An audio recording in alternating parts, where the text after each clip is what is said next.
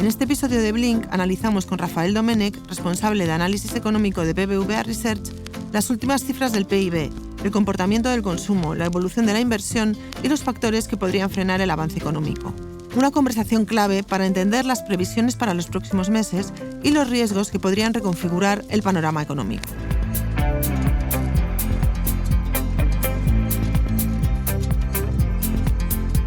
Blink, un podcast de BBVA, con Reyes Pariente.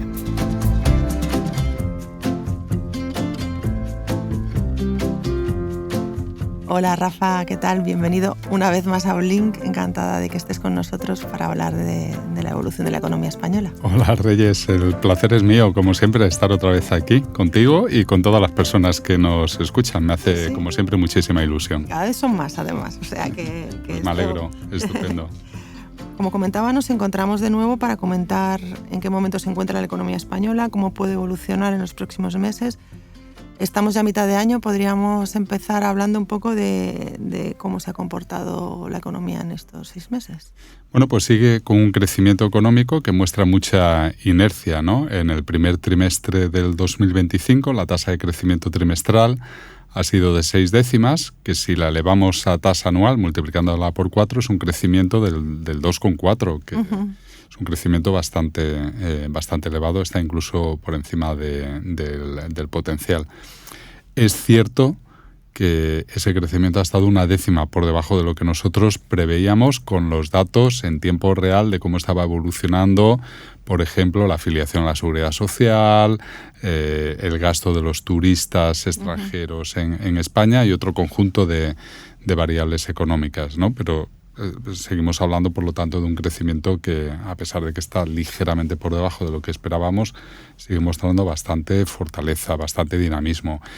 Y en este segundo trimestre estamos viendo, estamos ya a punto de acabar el trimestre, tenemos datos ya del mes de abril, de mayo y de la primera quincena de junio en tiempo real, y los datos muestran que ese crecimiento está estabilizado también en el entorno de esas 6-7 décimas. Por lo tanto, continúa el dinamismo de la economía española. Si te parece, vamos a analizarlo un poquito por partes. El consumo, las exportaciones, ¿cómo se están comportando? Bueno, pues en el consumo estamos viendo algo parecido a lo que ocurre con el Producto Interior Bruto, ¿no? Hay una señal de desaceleración, no crecemos tanto como hace un año y medio, pero se mantiene, ¿no? ese crecimiento. Aquí lo que seguimos observando es que la tasa de ahorro de los hogares sigue siendo muy elevada, ¿no? Está casi en el 14% de su renta bruta disponible. El otro componente del consumo, que es el público, también se está moderando, en este caso por la contención que están haciendo las comunidades autónomas ante la falta de presupuestos y de las nuevas reglas fiscales. En cuanto al sector exterior que me preguntabas, bueno, pues estamos viendo que las exportaciones de servicios crecen muy bien, ¿no? Lo han hecho de enero a mayo a un ritmo del 9,1% en términos interanuales, casi un 10%, y nosotros esperamos que lo hagan a un 5,6% en el conjunto del año. Y sorprendentemente, en todo este mundo, ¿no?, de incertidumbre por los aranceles, pues hemos visto que las exportaciones de bienes incluso están repuntando, posiblemente como resultado de que todas estas incertidumbres están llevando a que se adelanten muchas decisiones de importación por parte de otros países que son nuestras exportaciones. Y en cuanto a la inversión, ese componente que siempre comentamos que va un poco rezagado, hablabas de que se esperaba un repunte asociado a la bajada de tipos de interés. ¿Se está viendo ya ese repunte? Bueno, pues sobre todo lo que estamos viendo es que la inversión está creciendo más que el Producto Interior Bruto, algo que no ha venido ocurriendo en los últimos años, ¿no? A pesar de la recuperación, lo que es claramente una anomalía. Y lo hemos empezado a ver, pero con bastante diferencia según los componentes. Tenemos que, por ejemplo, maquinaria y bienes de equipo va al alza y ahí tenemos una previsión de crecimiento por encima del 6%, que esto sería lo normal, en condiciones normales.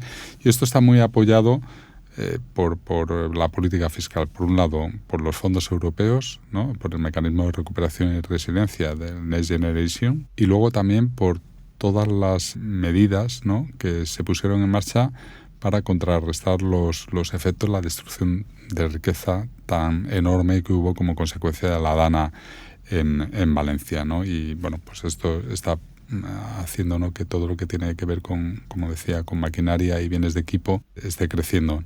Sin embargo, donde vemos una menor sensibilidad de la inversión privada a la recuperación del ciclo económico es, por un lado, en la construcción no residencial y la vivienda, ¿no? Que esto es preocupante porque en esta situación, ¿no?, que está generando tanta alarma social como es los problemas de acceso, ¿no?, de segmentos muy amplios de la población española al mercado de la vivienda, pues que todavía siga sin construirse, sin dinamizarse, ¿no?, pues va a hacer que la demanda no se vea atendida, ¿no?, por un crecimiento suficiente de la oferta.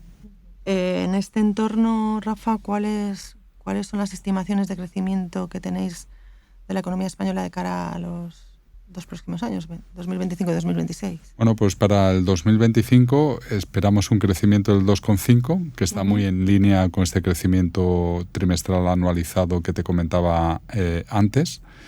Es cierto que ese crecimiento son 3 décimas menos de lo que esperábamos hace 3 meses y tiene mucho que ver con todas las incertidumbres que vienen del terreno internacional, que ahora tendremos ocasión de comentar.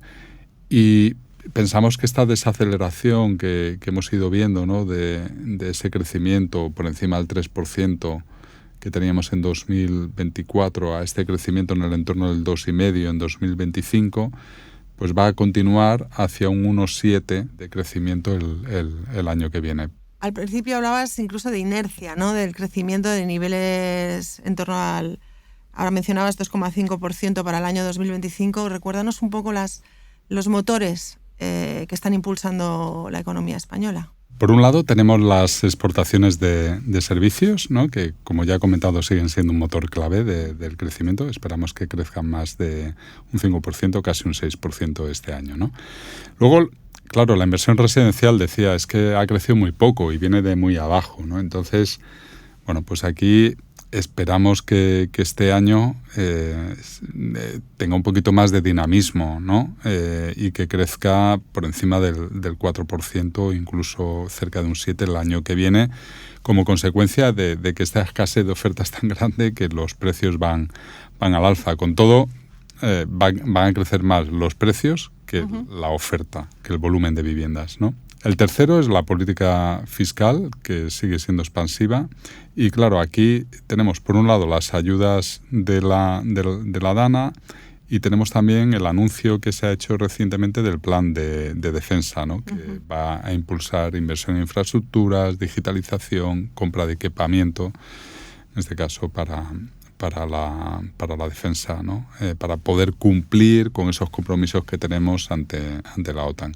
El cuarto elemento es que seguimos viendo un dinamismo elevado del empleo, y esto es una dinámica que se retroalimenta a sí misma, ¿no? Si el empleo crece porque hay necesidades, estas personas que en los últimos años más de un 80% del crecimiento del empleo ha sido gracias a la inmigración, pues genera su propia demanda, ¿no? Claro. Luego, al menos hasta ahora, porque ahora se ha abierto un interrogante grande a raíz de la guerra, ¿no?, del conflicto en Oriente Próximo entre Israel e Irán, lo que hemos visto es que durante los 4 o 5 primeros meses del año el precio del petróleo y del gas estaba muy por debajo de lo que nosotros habíamos previsto, ¿no? En una horquilla entre $60 y $65 el precio del barril de Brent. Esto, lógicamente, pues favorece al crecimiento, significaba más crecimiento y menos inflación. Ahora lo que pasa es que, al menos temporalmente, esto se ha dado la vuelta, ¿no? Hemos pasado de estar en esa horquilla de 60-65 a estar en el entorno, en los últimos días, en el momento en el que estamos ahora grabando este podcast, en el entorno de $75 el barril, que era lo que nosotros habíamos previsto a finales del año pasado para todo este año, ¿no? Con lo cual, ese viento de cola que hemos tenido inicialmente, pues ahora de forma transitoria ha desaparecido y ya veremos, porque hay muchos interrogantes cómo evoluciona, ¿no? Si hay una escalada o no del conflicto. Y luego algo que ya tenemos previsto, pero que se ha cumplido, ¿no? Que es la reducción de los tipos de interés por parte del Banco Central Europeo, lo que significa una mejora de las condiciones financieras tanto para los hogares como para las empresas. Hablabas hace un momento de que habéis realizado ajustes a la baja en las previsiones respecto a las de marzo. También hay una desaceleración de cara a 2026.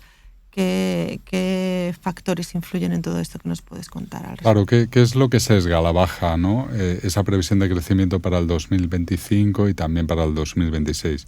La primera, ya lo he dicho antes, ¿no? Que el crecimiento en el primer trimestre estuvo una décima por debajo de lo que nosotros esperábamos. Pero claro, el INE no solo nos dio ese dato, sino que revisó a la baja también el tercer y cuarto trimestre del 2024, ¿no? Entonces eso tiene un efecto en el conjunto del crecimiento del 2025, ¿no? Lo que hemos visto al ver el detalle, ¿no? de esas revisiones es que hay un menor dinamismo de la demanda interna. Luego también, como resultado de todas las incertidumbres que hay sobre la política económica en Estados Unidos, lo que hemos visto es algo que ha ido en contra de la evidencia de cómo se comportaba la economía norteamericana en las últimas décadas, ¿no? Hemos visto que todas estas incertidumbres han hecho que el dólar se depreciara con respecto al euro, que se produjera una caída de los mercados bursátiles y que se produjera un aumento de los tipos de interés de la deuda americana, ¿vale? Obviamente todo esto genera inestabilidad, volatilidad en los mercados financieros, ¿no? Buena parte de ello se ha corregido, pero algo que ha cambiado y que no hemos visto ningún tipo de corrección es la apreciación del 10% del euro frente al dólar. Eso nos viene bien en términos de inflación, pero hace que nuestras exportaciones se encarezcan, ¿no? Le resta competitividad, ¿no? Y eso, por lo tanto, nos afecta en términos de crecimiento. Ya he mencionado, ¿no? que tenemos mayor incertidumbre económica y global y en la política comercial, ¿vale? El tema de los aranceles, etcétera. Todas las incertidumbres que está generando la política fiscal en Estados Unidos también, con la aprobación por parte de la Cámara de Representantes de este proyecto fiscal de Trump. Estamos viendo que aunque se sigue comportando muy bien, hay una lenta ralentización o desaceleración del turismo, posiblemente porque de forma natural nos vayamos acercando a los límites, ¿no? del sector en términos de ocupación, etcétera, ¿no? Y luego tenemos factores estructurales internos, ¿no? Hablábamos antes de la baja sensibilidad de la inversión privada al ciclo económico, ¿no? Sí. que le cuesta arrancar.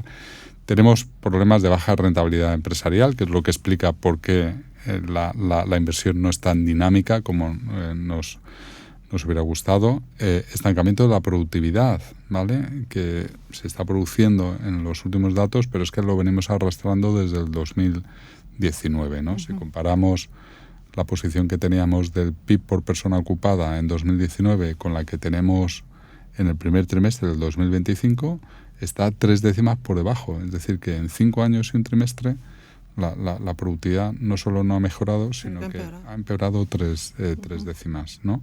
Y luego tenemos un bajo ritmo de ejecución del plan de recuperación, ¿no? Que para poder ejecutar el 100% en 2026 debería acelerarse. Y por último, riesgos fiscales. Antes hablábamos de la parte buena. Que es, todas estas políticas fiscales que significan más gasto público, por ejemplo, defensa, es más actividad, traen crecimiento del futuro al presente, pero tampoco tienen mecanismos claros de financiación, meten al déficit público en un problema mayor de ajuste fiscal, ¿no? Y por lo tanto esto puede generar problemas de sostenibilidad a medio y a largo plazo, ¿no? Y es un tema preocupante porque todas las proyecciones que tenemos nosotros o que tienen otros organismos, como por ejemplo la AIREF, pues muestran, ¿no?, que o tomamos, ¿no?, este tema con seriedad, lo abordamos con seriedad, con las políticas adecuadas, o si no, va a llegar un momento en el que la deuda pública no solo no va a seguir bajando, sino que dentro de unos años podría volver a aumentar, ¿no? Entonces, es algo que, insisto, tenemos que atajar, no de forma urgente e inmediata, con efectos inmediatos ya para este año, pero sí con un buen plan pensando hacia adelante. Vámonos al entorno global, en el que hay mucha incertidumbre, tanto a nivel geopolítico como a nivel comercial. ¿Qué nos puedes contar al respecto? Si quieres empezamos por el tema geopolítico. Vale. Porque está... Pues aquí la verdad es que no hay buenas noticias, ¿no?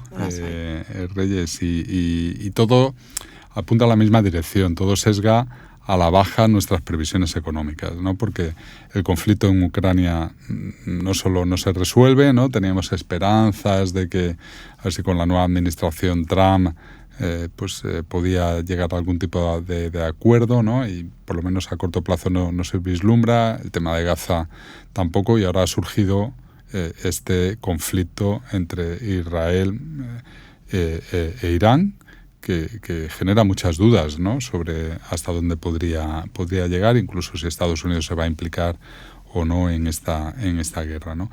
Y luego Estados Unidos, sus propias decisiones de política económica se han convertido en un factor de riesgo, ¿no? Tenemos decisiones comerciales erráticas, ¿no? El tema de los aranceles que se anuncian, se suspenden, se suben, se bajan. Entonces, pues aquí hay un riesgo evidente de cuál va a ser el escenario al que vamos, ¿no?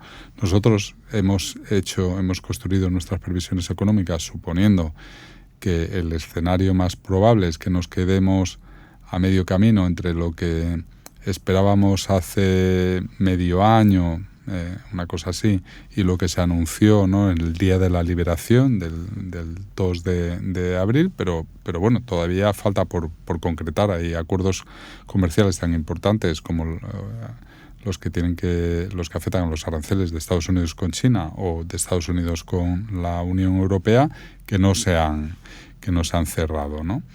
Luego, pues hemos ido viendo también cambios en aranceles que afectan al acero, al aluminio, a todo el tema de vehículos del automóvil, el aumento de la prima de riesgo, ¿no?, de los tipos de interés en Estados Unidos, que te comentaba, como consecuencia de todas las incertidumbres fiscales.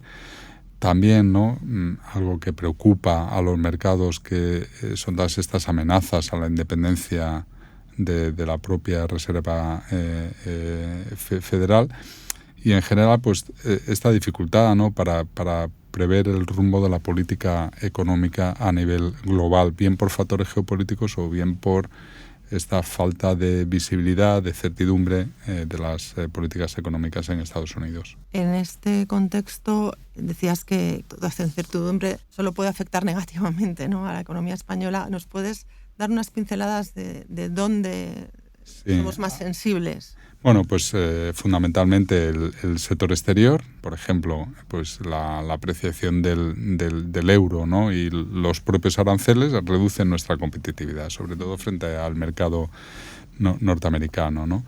Nosotros, por ejemplo, pensamos que las exportaciones españolas a Estados Unidos, con ese escenario que te he descrito antes, podrían caer unos 2 puntos porcentuales entre 2025 y 2026, ¿no? Y esto pues afecta a las exportaciones previstas para el conjunto, ¿no?, de la economía española, ¿no? Hablaba de una desaceleración, ¿no?, de la economía española frente a las tasas de crecimiento que teníamos en la primera mitad del 2024, ¿no?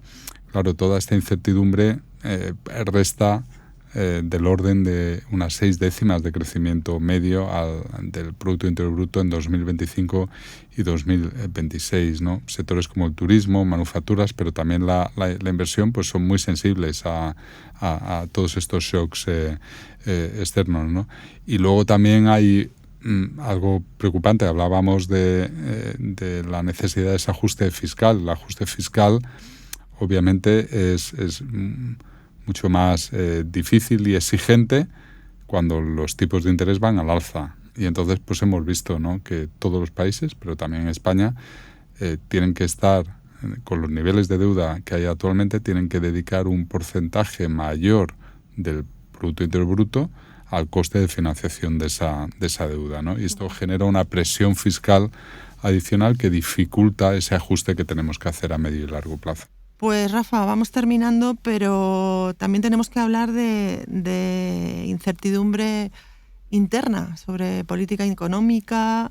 ¿Qué nos puedes contar al respecto? ¿Qué reformas estructurales consideráis imprescindibles en un contexto como el que estamos? Bueno, pues muy asociada a la incertidumbre que nos viene de fuera, pues está el hecho de que también nosotros tenemos nuestra propia incertidumbre sobre la política económica, ¿no?, en España, ¿no?, que afecta a las decisiones de empresas, de hogares, en todo aquello que tiene que ver en materia de inversión o, por ejemplo, incluso el consumo de bienes duraderos, ¿no?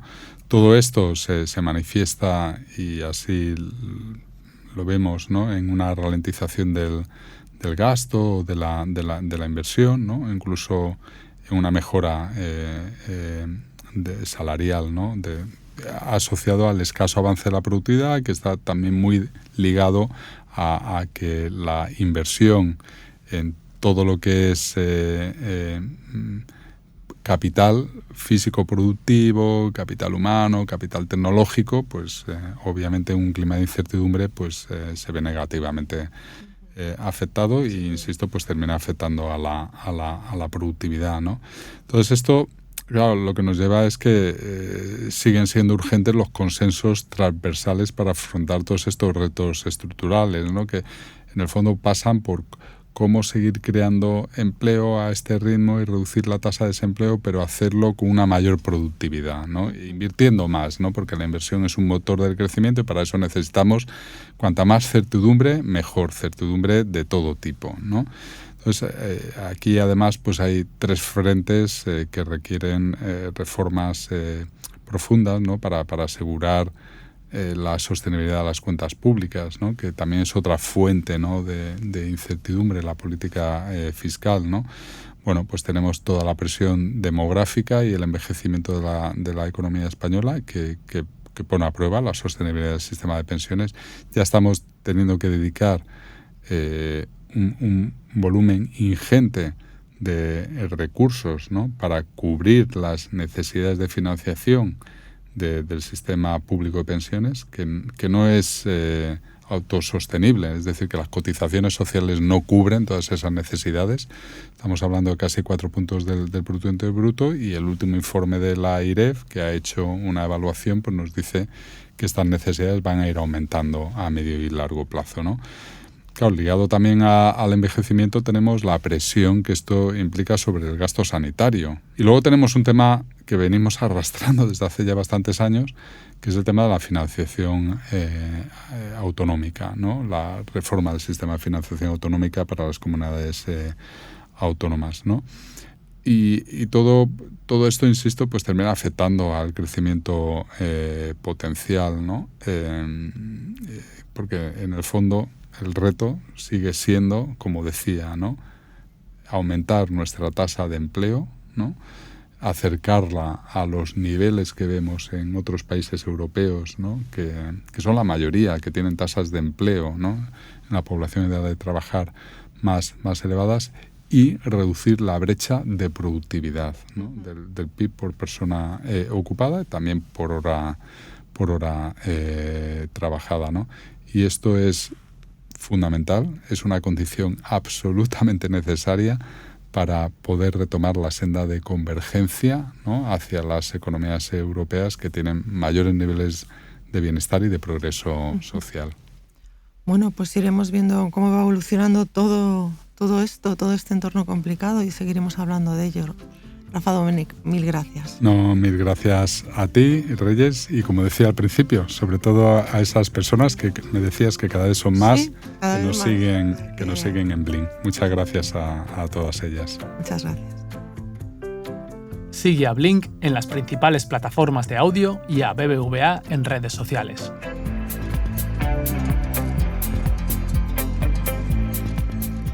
¿Avanzamos?